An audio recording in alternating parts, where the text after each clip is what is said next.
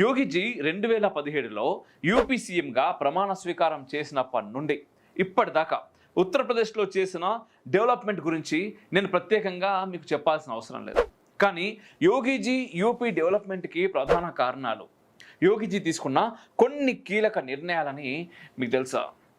యోగిజీ మొట్టమొదట ఫోకస్ చేసింది counter terrorism, రెండవది ఇల్లీగల్ రిలీజియస్ ఎస్టాబ్లిష్మెంట్స్ని సీజ్ చేయడం, థర్డ్ వన్ ఇల్లీగల్ ఫారెన్ ఫండింగ్ని అరికట్టడం, నాలుగవది చాలా ఇంపార్టెంట్ యాంటీ నేషనల్స్ని గుర్తించడం, శిక్షించడం, ఇక ఐదవది బంగ్లాదేశీ రోహింగ్యాలు ఇంకా ఇల్లీగల్ ఇమిగ్రెంట్స్ని గుర్తించి తిరిగి పంపించడం, సిక్స్త్ వన్ గ్లోబల్ టెర్రర్ ఆర్గనైజేషన్ని గుర్తించడం, డిస్మాంటిల్ చేయడం. ఇలాంటివి ప్రమాదకరమైన ఎన్నో కీలక అంశాలు రాష్ట్రాన్ని ఇంకా దేశాన్ని కిందికి లాగే వాటిని యోగి 2017 నుండి ఇప్పటిదాకా ఎన్నో ఆపరేషన్స్ జరిపించి విజయవంతంగా ముందుకు కొనసాగుతున్నారు.